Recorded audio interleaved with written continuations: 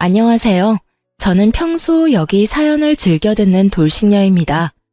저는 제 인생에서 고비의 순간 알지 못했던 추악한 진실을 알게 되며 이혼까지 하게 되었는데요. 지금 생각하면 제가 모든 걸 내려놓고 무너질 뻔했던 순간에 이혼을 결심하며 제가 다시 일어날 수 있었다는 생각도 드네요. 도대체 어떤 일이 있었길래 이렇게까지 말하나 싶으실 텐데 바로 저의 사연 시작해 볼게요. 저와 남편의 첫 만남은 엄마와 시모의 소개로 이루어지게 되었었어요. 엄마는 작게 카페를 운영하고 있었는데 거기에 자주 오는 손님이 시모였고 평소 가게에 혼자 커피를 마시러 온 시모가 비슷한 나이 또래 엄마와 많은 대화를 나누며 가까워졌다고 하더군요. 이런저런 이야기를 나누다 가까워진 두 사람은 자연스레 자식들 이야기도 나누었고 그러는 와중 비슷한 나이대의 자식이 있다는 것을 알게 되었던 것이었죠. 그렇게 마음이 맞았던 두 엄마는 자식들의 만남을 주선하게 되었어요. 양가 어머님들이 주선한 자리라 부담스럽기도 했지만 한편으론 다른 사람도 아닌 엄마가 주선한 자리이니 어느 정도 신뢰도가 있는 상태에서 남편을 만나게 되었어요. 막상 만나보니 남편은 제가 생각한 것보다 더욱 괜찮은 사람이더라고요. 말도 잘 통하고 소탈하기도 했고요. 그래서 전 남편과 진지하게 만나다 결혼까지 하게 되었습니다. 결혼 준비도 꽤 순탄했어요. 저희는 정확히 반반 결혼을 했는데 제가 그렇게 하자고 먼저 의견을 냈었죠.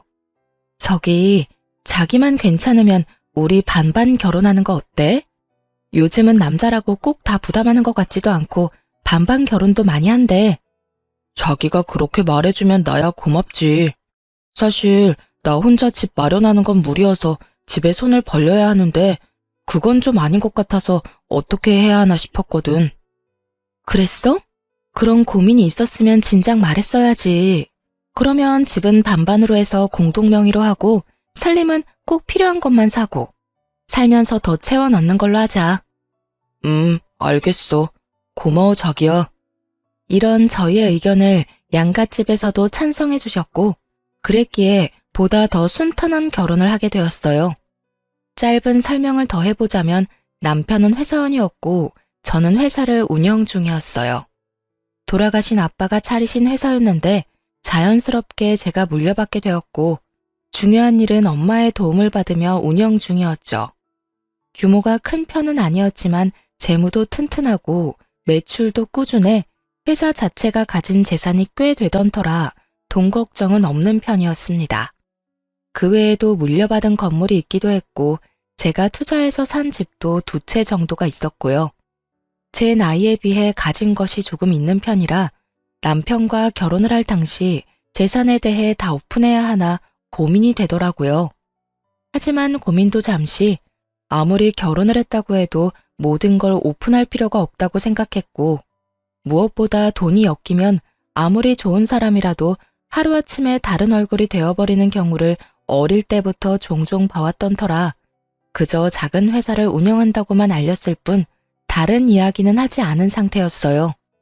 제가 모든 것을 알려주지 않은 상태이니 당연히 시댁 사정에 대해서도 자세히 묻지 않았었고 그저 먹고 사는데 아무 문제 없다는 정도만 알고 있는 상태였습니다. 저뿐 아니라 남편 역시 시부는 돌아가시고 시모만 계셨던 터라 저는 저대로 시모에게 며느리로서의 도리를 남편은 남편대로 사위로서의 도리를 다하려고 노력하며 지냈죠. 서로가 배려하고 노력하니 당연히 큰 소리 날 일이 없었고 앞으로도 이렇게 서로 아끼고 산다면 행복한 날만 있을 거라 믿어 의심치 않는 날들이 지나가고 있었어요. 그러던 어느 날 회사에서 오래 일하던 회계팀 직원이 갑자기 그만두게 되어 전산이 꼬여 세금 계산이 잘못되는 일이 일어나고 말았어요. 그 덕에 세금이 누락되며 과징금을 지불하게 되었고 그 금액이 생각보다 커 엄마와 함께 회사에서 어떻게 해야 할지 상의를 하게 되었죠.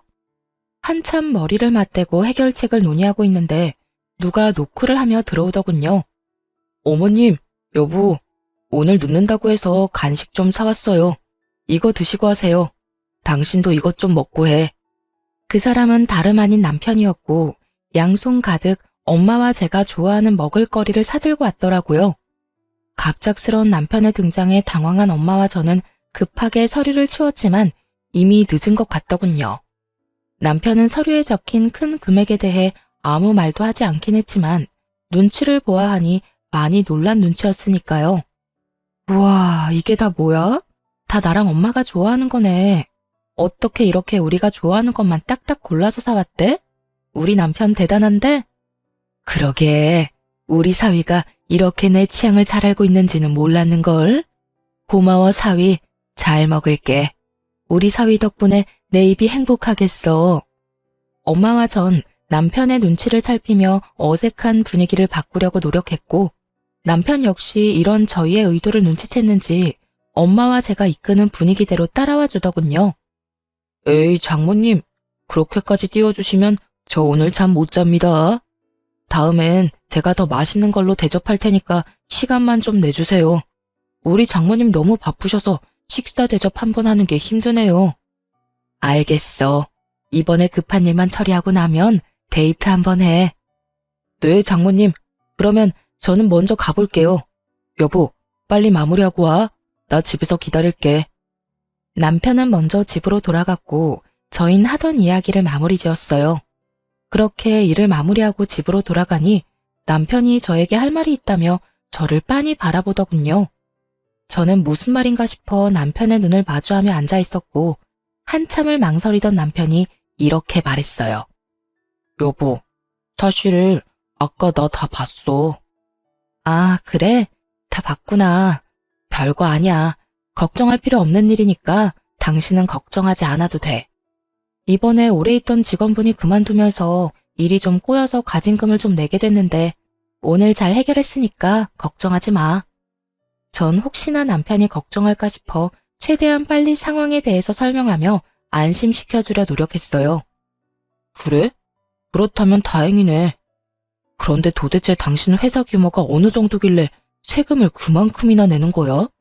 아까 당신이랑 장모님이랑 숨기고 싶어 하는 것 같아서 티는 못 냈는데 내심 깜짝 놀랐어. 금액이 너무 커서 말이야. 아, 이번만 그래, 이번만. 앞으로 더 열심히 해야지.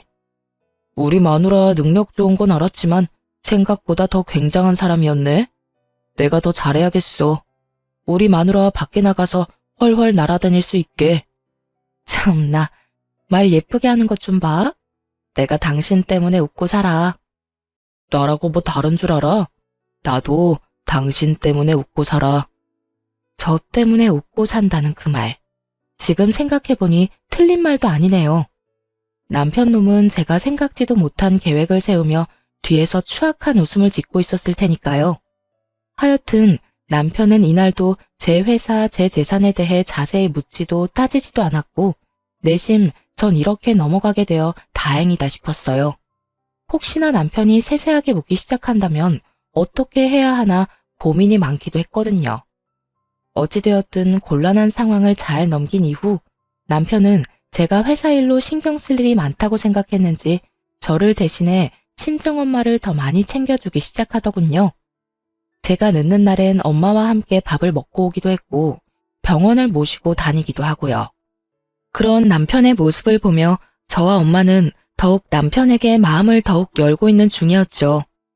그렇게 몇 달이 지나 회사는 다시 안정권에 들어 운영되고 있었고 마침 시모의 생일이라 시모가 가고 싶다던 식당에서 식사를 대접하고 있었어요. 어머님, 생신 축하드려요. 이건 용돈이에요. 약소하지만 가지고 계시다가 필요하실 때 쓰세요. 어머나, 이렇게나 많이는 필요 없는데. 일단 주는 거니까 고맙게 받으마. 다음 생일부턴 이런 거 필요 없으니까 그냥 빈손으로 오렴. 난 이렇게 너희랑 같이 밥만 먹어도 너무 좋아. 에이, 그래도 그건 아니죠. 저랑 이 사람이랑 부지런히 벌어서 내년엔 더 많이 드릴 테니 어머님은 건강하시기만 해주세요. 그래, 그래. 알겠어, 우리 며느리. 말도 어쩌면 이렇게 예쁘게 하는지. 요즘 내가 우리 며느리 생각하면 밥을 안 먹어도 배가 다 부르다니까. 주고받는 덕담의 식사 자리 내내 웃음이 끊기지 않았어요. 그렇게 좋은 분위기 속에서 밥을 먹고 있는데 엄마에게서 전화가 오더군요. 시모의 생일이라 시모와 시간을 보내고 있다는 것을 엄마도 알고 있을 텐데 그럼에도 불구하고 전화가 오니 심장이 덜컹하며 불안해지더라고요.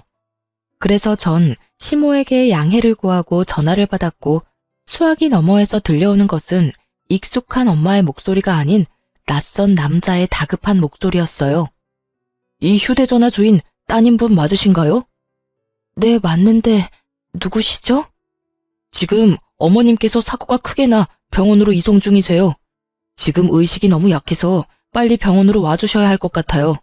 저희가 지금 땡땡 병원으로 이송 중이니 그리로 오시면 될 것 같습니다.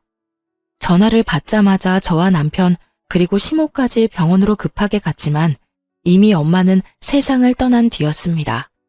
처음엔 눈물도 나지 않더군요. 그 모든 상황이 꿈만 같았어요.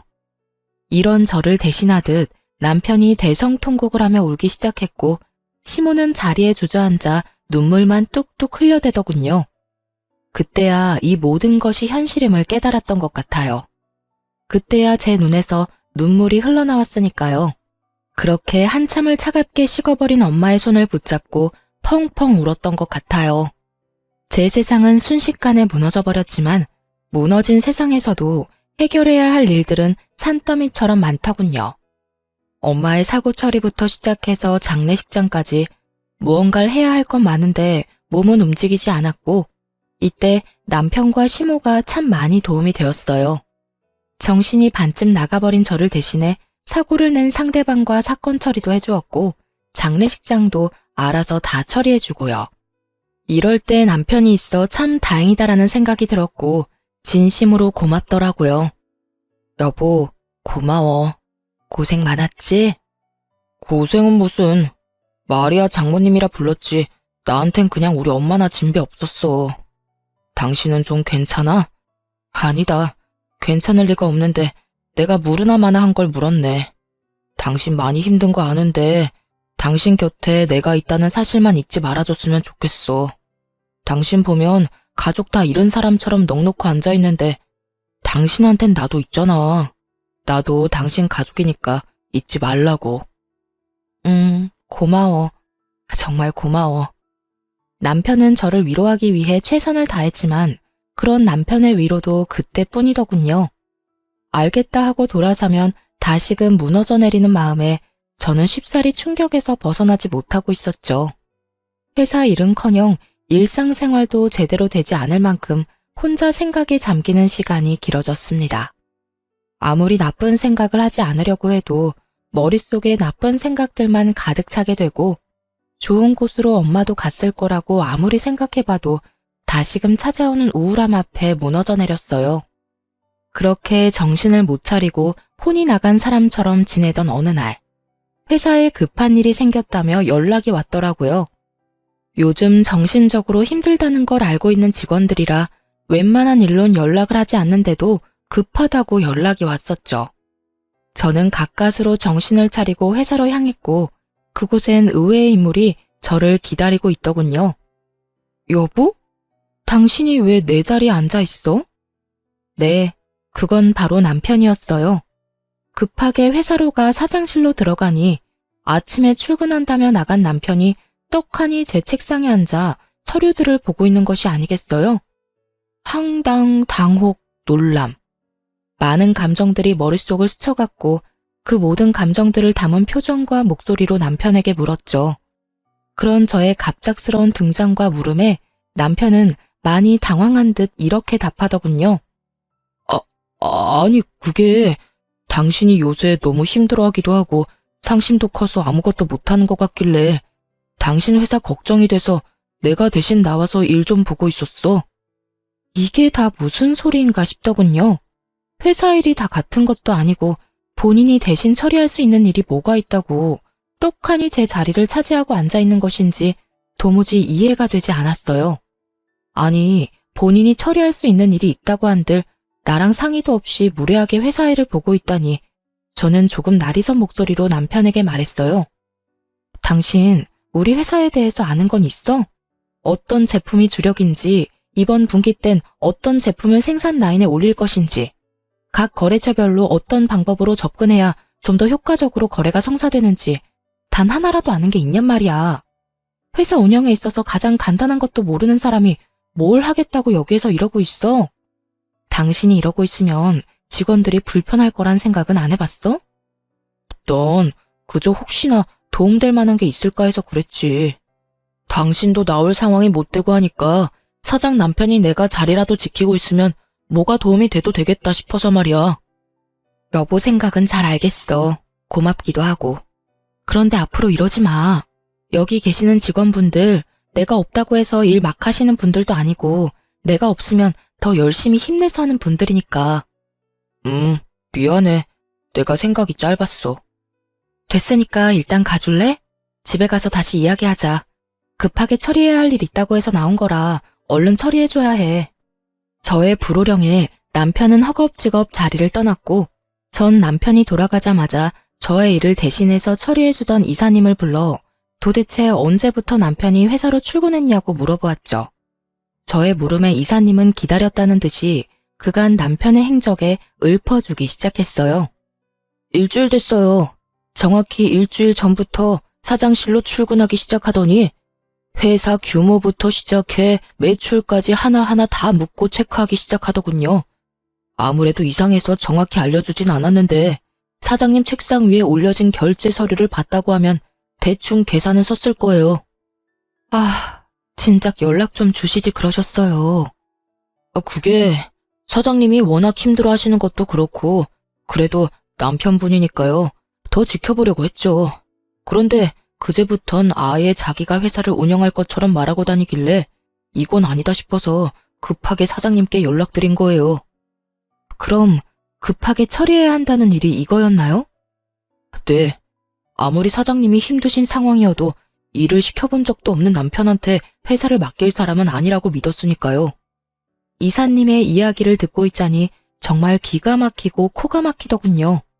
제 앞에선 회사에 대해선 아무것도 관심이 없는 척하던 남편이 뒤론 이런 짓을 하고 있을 거란 생각도 하지 못했던 터라 충격이 크기도 했고요.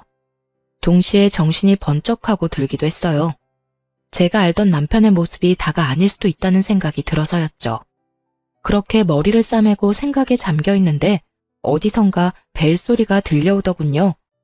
평소 저와 이사님은 벨소리가 아닌 진동을 해두고 있던 터라 우리 두 사람의 것은 아니었고 소리를 따라가 보니 남편의 휴대전화가 제 책상 위에 올려져 있더라고요.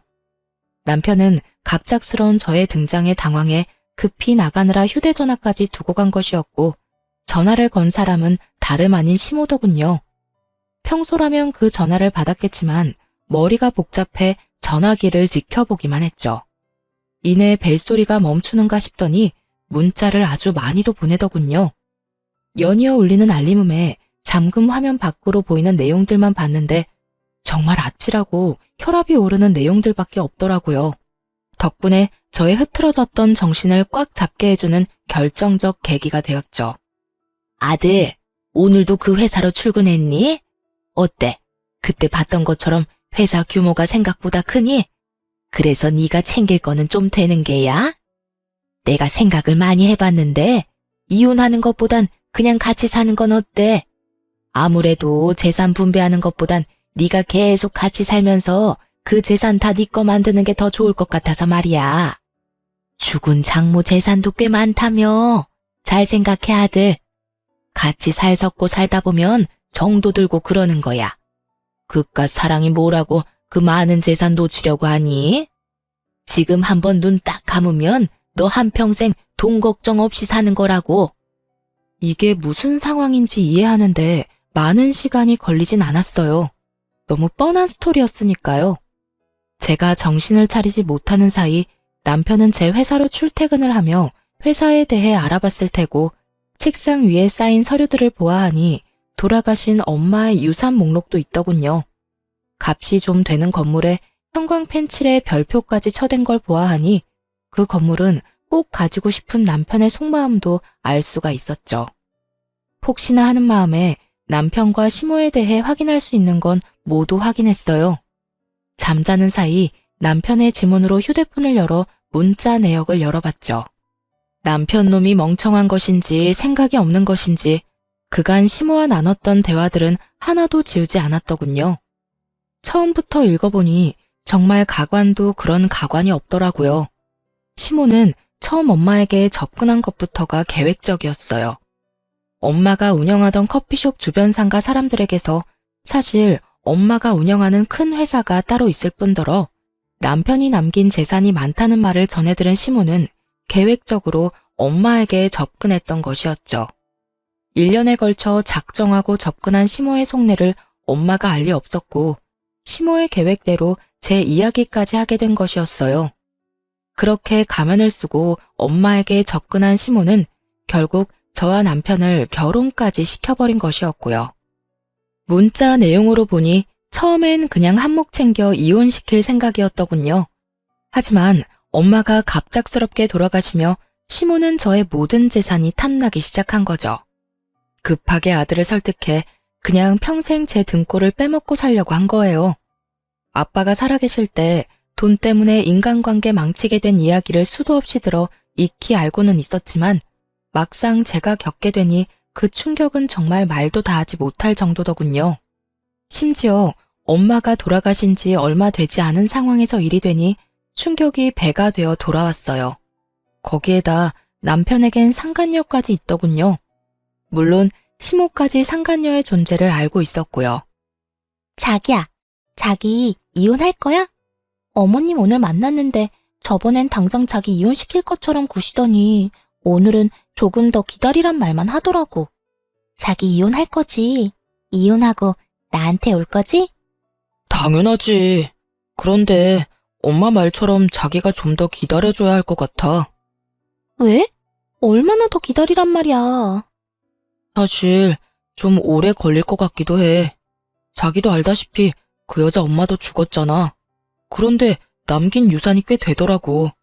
결혼까지 하고 이때까지 살았는데 이대로 재산 조금 뜯어내고 이혼하는 건 너무 아까운 것 같아서 말이야. 이왕 이렇게 된 김에 제대로 뜯어내야 하지 않겠어? 재산이 그만큼이나 돼? 그래. 건물부터 집까지 한두 푼이 아니더라니까. 그러니까 자기가 조금만 더 참고 이해해줘. 정말 가관이더군요. 장모님 하며 알랑방귀를 낄 때는 언제고 그 여자 엄마라고 칭하는 걸 보는데 정말 돌아가신 엄마가 불쌍해 눈물이 왈칵 쏟아질 것만 같았어요. 겨우 진정을 한 저는 일단 모든 문자를 사진으로 찍어두었고 남편과 시모를 한 방 먹일 계획을 세우기 시작했어요. 남편의 눈치를 살피니 당장 이혼을 할 것 같진 않았고 시모의 말을 진지하게 고민하는 것처럼 보였기에 저는 천천히 계획을 실행하기 시작했죠. 그렇게 한 달이 지난 어느 날 남편은 은근슬쩍 저에게 유산에 관해서 물어오더군요. 여보, 내가 다른 뜻이 있는 게 아니라 걱정이 돼서 하는 말이니까 오해하지 말고 들어봐. 당신 장모님 유산 정리는 잘한 거야? 내가 보려고 본 게 아니라 우연히 장모님 유산 목록을 보게 돼서 말이야. 보니까 건물도 있고 땅도 있던데. 당신 워낙 이리저리 바쁘고 힘들었잖아. 그런 사람이 건물이고 땅이고 신경 쓸 시간이 있을까 싶더라고. 아, 그거? 잘 정리했어. 사실 잘 정리한 것도 아니지. 어? 그게 무슨 말이야? 무슨 일 있어?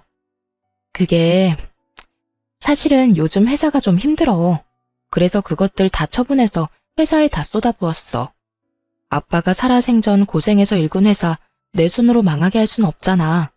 그래서 엄마 유산으로 일단 급한 불부터 껐지. 남편은 제 말에 태세를 받고 침까지 튀기며 저를 몰아붙이기 시작하더군요. 뭐? 그렇게 탄탄하던 회사를 갑자기 왜? 아무것도 모르는 내가 봐도 앞으로 걱정 없는 회사 구조였는데 그런 회사가 왜 갑자기 힘들어져? 그게 당신도 알다시피 내가 요즘 정신줄을 놓고 살았잖아. 급하게 처리해야 하는 일도 처리 못하고 그러다 보니 그렇게 됐지 뭐. 그런데 당신 우리 회사에 관심이 많았나 봐? 언제 그런 것까지 다 살펴봤대? 그거야. 당신 말대로 장인 어른이 일군 회사니까 나도 당연히 신경이 쓰여서 그랬지. 그래서 회사는 괜찮은 거야? 이제 아무 문제 없는 거야? 그게 아무래도 힘들 것 같긴 해. 일단 급한 불만 껐다는 거지 완전히 안정됐다는 말은 아니야. 아무래도 내 생각엔 힘들 것 같긴 해. 마지막 발악하는 거지 뭐. 저의 말에 남편은 생각이 많아진 듯 아무 말도 없더군요. 그랬겠죠. 어떻게 해서든 더 뜯어내려고 그렇게 머리를 굴려대던 놈인데 갑자기 회사가 망하게 생겼다니 볼머리 아프지 않겠어요? 거기에다 그렇게 눈독을 들이던 땅이고 건물이고 다 팔아 망해가는 회사에 다 쏟아넣었다니 남편 놈 입장에선 미치고 팔짝 뛸 노릇이었겠죠. 하지만 남편은 더는 저에게 무어라 말을 하지 않았고 저는 정확히 일주일 뒤 결국 회사를 정리하게 된 사실을 알리게 되었죠. 여보, 나 오늘 회사 정리했어. 힘써봤는데 아무래도 무리였나 봐. 제 말에 남편은 그야말로 노발대발 화를 내며 되레 저에게 따져 묻기 시작했어요. 뭐? 그게 정말이야? 당신 제정신이야? 결국 이렇게 문 닫을 거였으면 장모님 유산은 때려붙지 말았어야지. 돈은 돈대로 날리고 회사는 회사대로 망하고 그게 무슨 멍청한 짓이야? 나라고 뭐 마음 편한 줄 알아? 나라고 회사 문까지 닫게 될 줄 알았겠냐고. 그래서 정말 남은 재산이 하나도 없는 거야? 그 많던 돈이 하나도 없다, 이 말이냐고. 그게 뭐 나도 잘 모르겠어. 저는 우물쭈물 대답을 회피했고 남편은 마지막 발악을 마치고 집을 나가버리더군요. 됐어. 당신 표정 보니까 대충 알겠어. 그러게, 나라도 나가서 돕는다고 할 때 가만히나 있지. 이게 다 뭐야? 아우, 짜증나. 그게 다 얼만데. 당신 얼굴 보고 있으려니 짜증나서 안 되겠어. 난 나갈 테니까 잠을 자든 울고 있든 알아서 해. 그렇게 나간 남편은 집으로 돌아오지 않았고 그 덕분에 편안한 마음으로 꼼꼼히 이혼을 준비하게 되었습니다.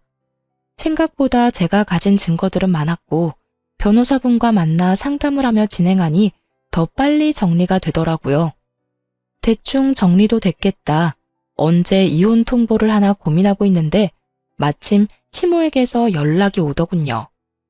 예, 지금 당장 집으로 좀 건너오거라. 왜요? 무슨 일인데요? 어른이 오라고 하면 네 하고 올 것이지 왜요는 무슨 왜요야.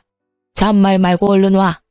사람이 변해도 어쩌면 이렇게까지 변할 수 있는지 온몸에 소름이 끼치며 무섭다는 생각마저 들더군요.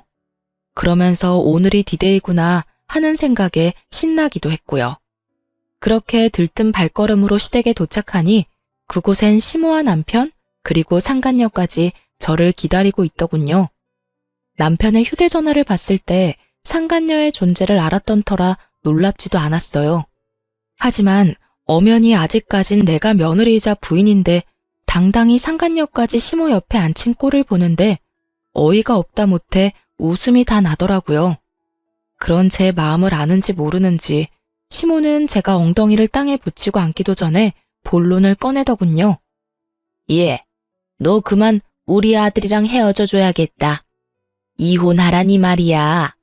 들어보니 너 쫄딱 망했다고 하던데 망한 너랑 계속 살아봤자 뭐 하겠니? 평생 같이 고생밖에 더 하겠니? 제대로 앉지도 않았는데 이혼 말을 들으니 아무리 예상했었어도 화가 치밀어 오르더라고요. 그래서 저 역시 적대적인 감정을 숨기지 않고 되물었죠.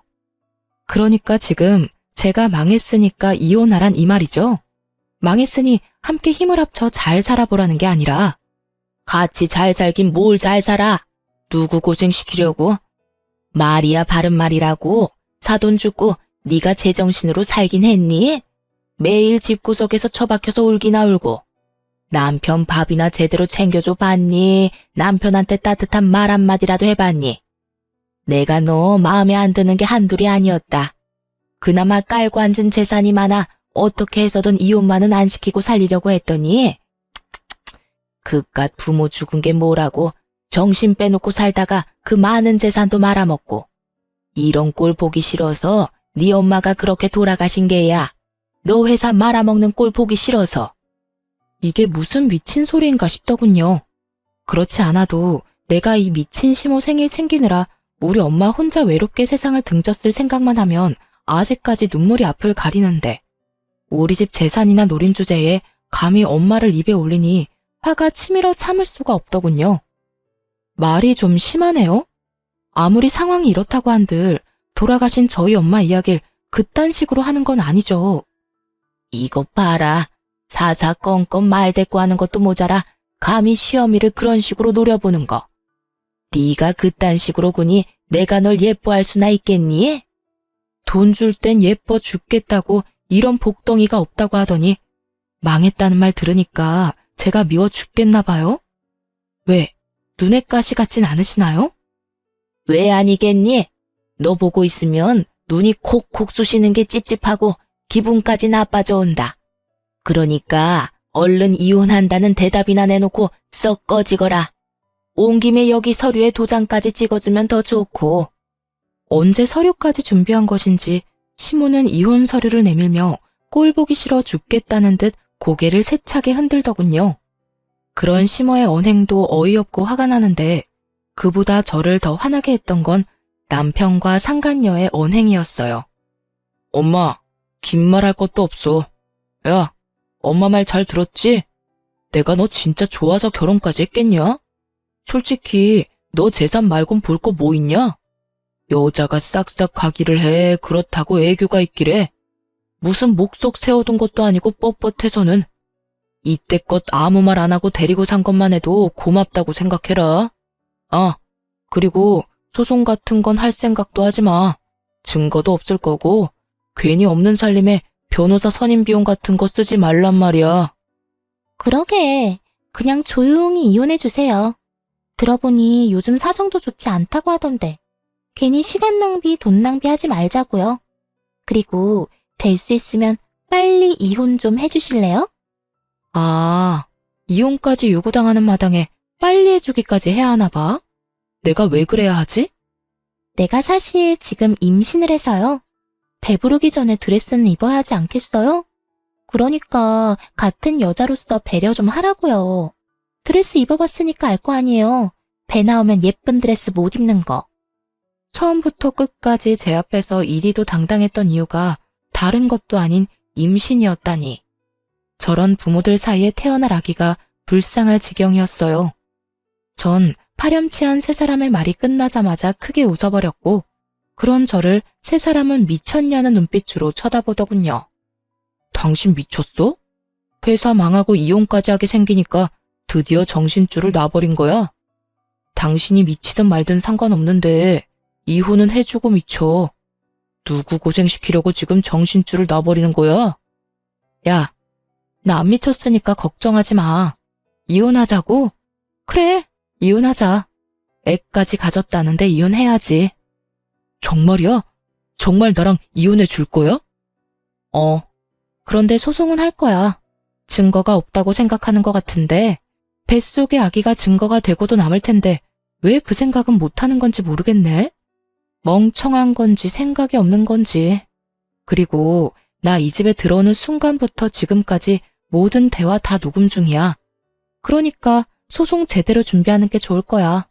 참고로 나 변호사 선임할 비용 차고 넘치니까 내 주머니 걱정은 하지 말고 당신 걱정이나 해. 아주 제대로 뜯어내 줄 테니까. 저는 시댁에 들어서기 전 휴대전화를 이용해 녹음을 하고 있는 중이었고 아무런 증거도 남기지 않았다고 믿어 의심치 않던 남편은 제 말을 듣고 눈알을 부라리며 이렇게 말하더군요. 녹음? 그딴 게 증거나 될 줄 알아? 그리고 어디서 허세야? 내가 당신 회사 가봤거든. 아예 문 다 닫았던데 무슨 돈이 있다고 그래? 야, 회사까지 찾아가 볼 정성이면 좀 제대로는 알아보지 그랬어. 네 말대로 우리 회사가 얼마나 탄탄한 회사인데 대표가 고작 몇 주 자리 비웠다고 망하겠어? 그렇게 망하는 회사가 어디 회사냐? 구멍가게도 그렇게는 안 망해. 그럼 당신 안 망한 거야? 나는 회사 문 닫았다고 했을 뿐이지 망했다고 한 적은 없어. 회사 건물도 오래되고 해서 회사 문 닫고 더 좋은 부지 사서 옮겼어 그냥. 당신이랑 이혼하는 기념으로 더 좋은 곳에서 새 출발하려고. 네, 맞아요. 일부러 망한 것처럼 뉘앙스만 풍겼을 뿐이었어요. 모든 사실을 알고 난 후 숨쉬듯 당연히 이혼해야 한다고 생각했지만 그저 이혼만 하고 물러서기엔 제 화도 풀리지 않을 뿐더러 제대로 된 복수가 되지 않을 것 같더라고요. 그래서 제 나름대로 계획을 세우게 된 것이었죠. 일단 전 낡고 오래된 회사를 더 좋은 곳으로 옮겨버렸고, 그 후 힘든 척을 하며 회사가 망했다는 뉘앙스를 풍겼더니 남편 스스로 무덤을 파게 된 거죠. 혹시나 남편이 회사를 찾아갈 수도 있다는 생각이 들어 회사를 옮긴 것이었는데, 제 예상에서 한치도 벗어나지 않은 남편이 문 닫은 회사까지 찾아갔었다고 하니 계획은 성공적이었어요. 회사를 찾아간 남편이 문이 닫힌 광경을 보고 정말 제 회사가 망했다고 믿어버렸으니까요. 그리하여 지금처럼 모든 계획이 밝혀졌을 때 더 큰 상실감을 느낄 것이라 확신했는데 제 확신은 현실이 되었습니다. 스스로 관뚜껑을 열고 누워있는 사람처럼 핏기 하나 없는 얼굴을 한 심오한 남편을 보니 통쾌함과 짜릿함이 온몸을 감싸더군요. 두 사람은 말이 없었고 상간녀 역시 상황 파악이 된 듯 아까 그 당당한 기색은 온데간데 없이 사라지고 눈치만 살피기 시작하더군요. 할 말이 있으면 해보라는 눈빛을 보냈고 상간녀는 기다렸다는 듯 이렇게 말하더군요. 사실은 저 남자하고 아무 관계도 아니에요. 그냥 오늘 하루 와서 만나는 척하면서 임신했다는 거짓말만 좀 해달라고 부탁해서 온 거라고요. 아, 그러니까 다 거짓말이라고? 임신한 것도 다? 네, 정말 저는 아무 관계도 아니고 다 거짓말이었어요. 그러니까 저한테 소송 같은 건 안 하시면 안 될까요? 상간녀는 제발 소송만은 하지 말아달라며 무릎 꿇고 울고불고 빌기 시작하더군요. 제가 남편의 휴대전화에서 본 것이 다 있는데 입에 침도 바르지 않고 거짓말을 하는 꼴을 보아하니 상간녀 역시 인간 되긴 글렀다는 생각이 들더라고요. 야, 내가 널 몰랐을 것 같아? 너네 둘 만나는 사이라는 거 진작에 다 알고 있었어. 네? 그러면 다 알고 있었던 거예요? 어떻게, 혹시 사람 붙였어요? 어떻게 알았는지까진 알 필요 없고 여기서 중요한 건 이거야. 내가 다 알고 있다. 그러니까 난 상간녀 소송을 무조건 할 거다. 그러니 넌 소송할 준비와 함께 위자료를 준비하면 된다. 알겠니? 너도 들었으니까 알지? 나 돈 많은 거. 참고로 변호사 선임도 끝났고 준비도 다 된 상태라 너네 생각보다 빨리 소송 진행될 거야. 그러니까 여기서 이러고 있을 시간에 변호사 알아보고 돈이나 준비해놔. 제 말에 상간녀는 모든 걸 포기한 듯 고개를 숙이고 울기 시작했고 남편은 제 손을 부여잡더니 애원하기 시작하더군요. 여보, 내가 다 잘못했어. 내가 잠시 미쳤었나 봐. 난 정말 당신이 망한 줄 알고, 아니, 당신이 망했으면 내가 당신 옆에서 더욱 힘이 돼줬어야 했는데 한순간에 잘못된 판단이 상황을 이렇게 만들었어. 나 지금 진짜 반성 많이 하고 있거든? 그러니까 한 번만 나 용서해주면 안 될까? 용서? 너 지금 용서라는 말이 나오니? 네 말대로 나 망한 줄 알고 이혼부터 하자는 남자를 내가 용서할 것 같아? 그리고 만에 하나 내가 용서하면 저 여자 뱃속에 있는 네 애는 어떻게 할 건데? 왜? 저 애까지 데리고 와서 나한테 키우라고 하게? 아니야, 그럴 리가 있겠어. 당신이 나 용서하고 다시 받아주기만 하면 나머진 내가 다 알아서 처리할게. 정말이야. 당신 신경 쓸 일 없게 깨끗하게 정리할 수 있어. 어쩌면 인간이 이럴 수가 있는지, 이런 인간인 줄 모르고 이때껏 함께 살았던 제가 참 불쌍하더군요. 전 제 손을 부여잡은 남편의 손을 뿌리치며 말했죠. 너 진짜 인간 쓰레기구나. 아무리 상황이 급해도 그렇지 어떻게 네 새끼를 그리도 쉽게 버리니? 야, 길가에 다닌 개들도 자기 새끼 소중한 줄은 알아. 이 말이 무슨 말인 줄이나 알아? 넌 개만도 못한 새끼라는 거란다. 여보, 난 그런 뜻이 아니라 당신한테 용서받고 싶어서. 용서 같은 소리 한다. 네가 저지른 짓이 있는데 이제 와서 용서를 빈다고 용서가 되겠니? 너도 나한테 이럴 시간에 변호사나 알아봐. 절대 쉽고 깔끔하게 끝나진 않을 테니까 각오 단단히 하고. 아, 네 엄마한테도 위자료 청구 들어갈 테니까 그런 줄 알고. 아가, 꼭 이렇게까지 해야 하겠니? 그러지 말고 이혼은 하되 소송만큼은 다시 생각해 주려무나. 네가 그렇게까지 한다고 해서 너한테 남는 게 뭐가 있다고 이리도 모질게 구는 게야, 응? 먼저 모질게 군 사람이 누군데 누구더러 모질게 한다고 하는 건지 모르겠네요. 그건 네가 망한 줄 알고 그랬었어. 네가 망하지 않았던 걸 알았다면 그런 일도 없었을 거야. 망하면 가족 버리는 게 당연한가요? 망하면 당연히 이혼해야 하는 거냐고요. 그리고 지금 망하고 안 망하고가 중요한 게 아니라 처음부터 어머님이 계획적으로 우리 집에 접근했다는 게 중요한 거예요. 그렇게 접근했으면 들키지나 말고 잘 살게 두기라도 하지. 뭐? 망했으니까 이혼하라고요? 참나, 이혼하고 싶은 사람이 누군데. 감히 누구 앞에서 이혼하라 마라 하는 건지. 어머님이 우리 집에 한 모든 일들 변호사 선임해서 소송 시작하면 사기죄로 충분히 엮을 수 있는 거 아시죠? 그러니까 불쌍한 척 좀 그만하세요. 구역질 나니까. 저는 단호했고 시모는 곡소리를 내며 울기 시작하더군요. 그놈도 소리 없이 눈물만 흘리고 있었고요. 그렇게 망연자실한 세 사람을 뒤로한 채 새로 마련한 저의 집으로 돌아왔습니다. 얼마나 큰 소리로 울어대는지 집으로 돌아오는 내내 시모의 곡소리가 귀에서 떠나지 않더군요. 그 후 전 통쾌한 마음으로 이혼을 진행하게 되었고 시모와 남편 상간녀에게 각각 위자료를 받고 성공적인 이혼을 하게 되었습니다. 이혼을 진행하면서 알게 된 사실인데 그 인간들 한심한 인간들인 건 알았지만 정말 한 치 앞도 못 보는 한심한 인간들이더군요. 그나마 가진 돈이 조금이라도 있는 줄 알았던 전 시댁은 제 생각보다 더 가진 것이 없었고 그마저도 저의 재산을 뜯어갈 행복한 꿈에 젖어 어지간히 펑펑 쓰고 다닌 모양이더라고요. 재산 목록을 살펴보는데 가진 건 아무것도 없는 알거지에다가 담보대출은 또 얼마나 들어있던지 위자료를 마련하려면 얼마 되지도 않는 집을 파는 것은 물론 빚까지 내야만 하는 지경이었어요. 거기에다 상간녀는 어떻고요? 상간녀 역시 가진 것 없는 여자에다가 어디 도움 구할 곳도 변변치 않아 보였어요. 가진 것 없이 빚만 가득한 세 사람의 조합이라 그 앞날이 제 눈에만 뻔한 건 아니겠죠? 아, 얼마나 힘들었으면 전 남편이 저에게 이런 부탁까지 해오더군요. 여보, 당신 돈 많잖아. 그래서 하는 말인데 위자료 그냥 안 받으면 안 될까? 내가 왜 네 부탁을 들어줘야 하는데? 돈이 많아서? 이거 왜 이래? 돈이 많든 적든 돈 좋아하는 건 다 똑같아. 나 진짜 힘들어서 그래.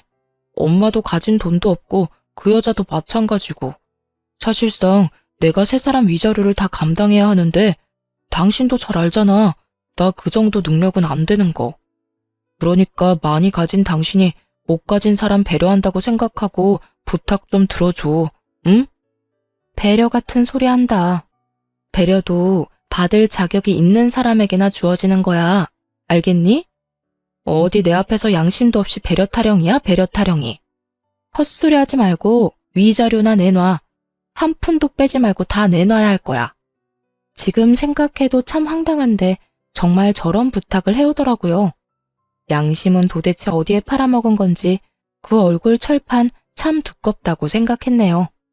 그러게 그냥 아무것도 욕심내지 않고 잘 살기만 했더라도 제가 누리는 모든 것을 함께 누리고 살며 최소한 돈 걱정은 하지 않고 살았을 텐데 그놈의 욕심과 못된 심보가 자기 팔자 잘 꼬아준 거 아니겠어요? 그 덕에 전 재활용도 안 되는 인간 쓰레기를 잘 버릴 수 있었지만요. 저는 이혼을 마치고 정신 똑바로 차리고 다시 회사에 복귀했어요. 여전히 부모님을 생각하며 막연히 눈물을 흘리곤 하지만 예전처럼 감당하지 못할 정도의 슬픔 때문에 일상생활이 불가능할 정도는 아니에요. 거기에다 저 연애를 하고 있어요. 제 연애 상대는 다름 아닌 사연 중간에 등장했던 저희 회사 이사님이신데요. 회사를 진심으로 아껴주던 이사님과 요즘 진지하게 만나는 중이에요. 10년을 알고 지낸 이사님은 제가 유일하게 믿는 사람으로서 저에게 많은 도움을 주기도 하고 많은 마음을 쏟아주며 제가 큰일을 겪고도 오롯이 우뚝 설 수 있도록 많은 사랑을 주신 분이에요. 아직 결혼 생각까지 하고 있는 건 아니지만 이사님이라면 다시 한번 용기를 내보는 것도 괜찮지 않을까 하는 생각도 들곤 해요. 혹시나 걱정하시는 분들이 많으실 것 같아 이사님에 대해 조금 더 설명해 드리자면 과거엔 이사님이셨지 현재는 다른 사업체를 운영하는 사장님이랍니다. 매출은 우리 회사보다 조금 더 나은 것으로 알고 있고요. 적어도 전 남편처럼 돈 때문에 저에게 접근한 건 아니니 걱정하지 말라는 뜻에서 몇 자 더 보태봤네요. 하여튼 전 지금까지 그래왔듯이 부모님이 잘 키워서 물려주신 회사를 위해 노력할 것이고 무엇보다 제 행복을 위해 끊임없이 노력하며 살아가 보려고요. 제가 행복해야 하늘에 계신 부모님도 행복하실 거라 믿어 의심치 않으니까요. 다들 이런 저 응원해 주실 거죠? 이로써 저의 긴 사연도 끝이 났네요. 저의 길고도 길었던 사연 함께 해주셔서 감사합니다. 모두 행복하세요.